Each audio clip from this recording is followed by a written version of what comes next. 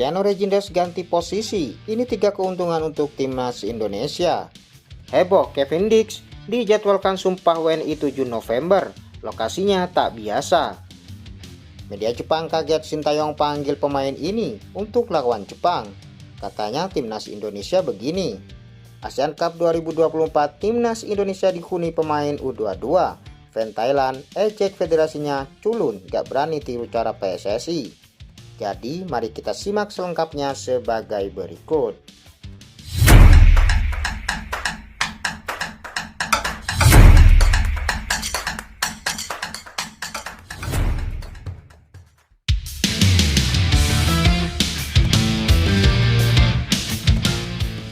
Eliano Reginders dikategorikan sebagai pemain depan saat PSSI mengumumkan namanya masuk dalam daftar 27 pemain timnas Indonesia untuk lanjutan ronde ketiga kualifikasi Piala Dunia 2026 zona Asia.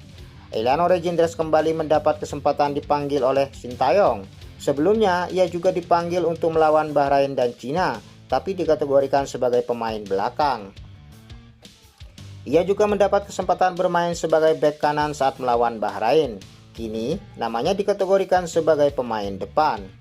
Jika benar demikian, ada keuntungan jika Sintayong memasang Eliano Reginders sebagai winger di timnas Indonesia. Keuntungan yang pertama, menambah daya gedor. Musim ini Eliano memang masih cukup jarang mendapat kesempatan bermain di klubnya, tapi ketajaman Eliano tidak bisa dipandang remeh. Kemampuannya dalam mencetak gol dan menciptakan peluang bisa menambah daya gedor lini depan timnas Indonesia. Keuntungan yang kedua, redam agresivitas sayap lawan. Menghadapi Jepang yang kini punya skema 3-4-3, memperkuat sisi sayap akan sangat krusial buat timnas Indonesia. Eliano bisa jadi salah satu solusinya. Selain menempatkannya di winger untuk menyerang, ia juga bisa diinstruksikan membantu pertahanan dengan meredam permainan lawan dari sektor sayap. Keuntungan yang ketiga, taktik sulit dibaca lawan. Sejauh ini Sintayong tidak terlalu banyak melakukan perubahan di lini depan. Menghadirkan Eliano sebagai winger atau penyerang bisa membuat lawan sulit menebak taktik timnas Indonesia. Selain belum banyak laga untuk menganalisa permainan Eliano, adik dari Tijani Reginders itu juga belum pernah diturunkan sebagai winger oleh Sintayong di timnas Indonesia. Dan kita lanjut ke berita selanjutnya. Proses naturalisasi pemain keturunan milik FC Copenhagen, Kevin Dix, tengah dibahas di DPR RI pada Senin, 4 November 2024. Kabar terbaru, proses perpindahan kewarganegaraan bakal dikebut hingga bisa menjalani sumpah warga negara Indonesia atau WNI di Denmark pada 7 November mendatang.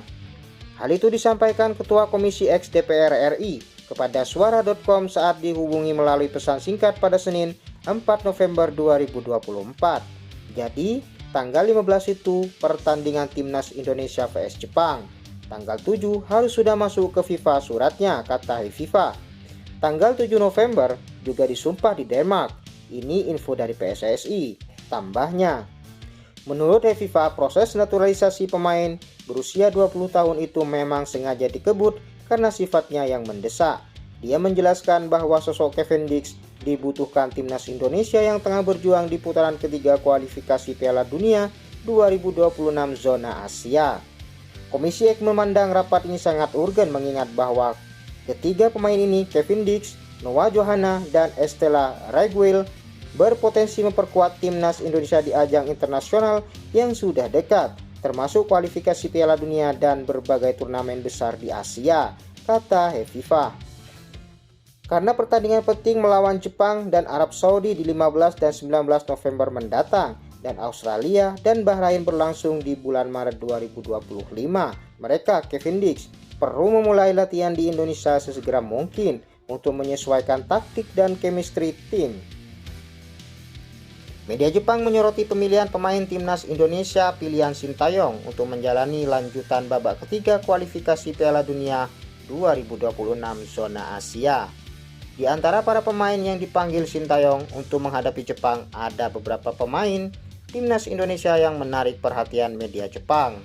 Timnas Indonesia yang kini masih membutuhkan setidaknya poin kemenangan untuk bisa lolos ke Piala Dunia 2026.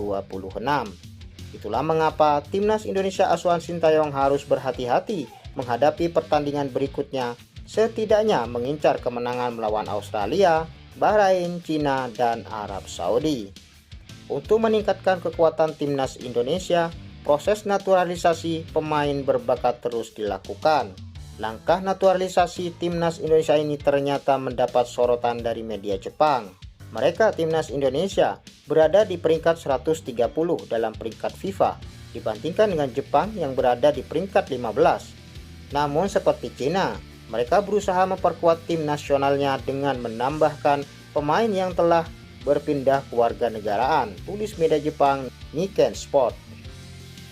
Media Jepang terkejut dengan fakta bahwa lebih dari setengah pemain Timnas Indonesia yang akan menghadapi Jepang nanti ternyata bermain di liga luar negeri. Dari 27 pemain, lebih dari setengahnya, 16 berasal dari liga luar negeri, tulis media Jepang Nikkei Sport. Di antara pemain yang dipanggil Sintayong untuk memperkuat Timnas Indonesia, media Jepang menaruh perhatian dengan beberapa nama yaitu Pratama Arhan, Justin Hubner, dan Kelvin Verdong.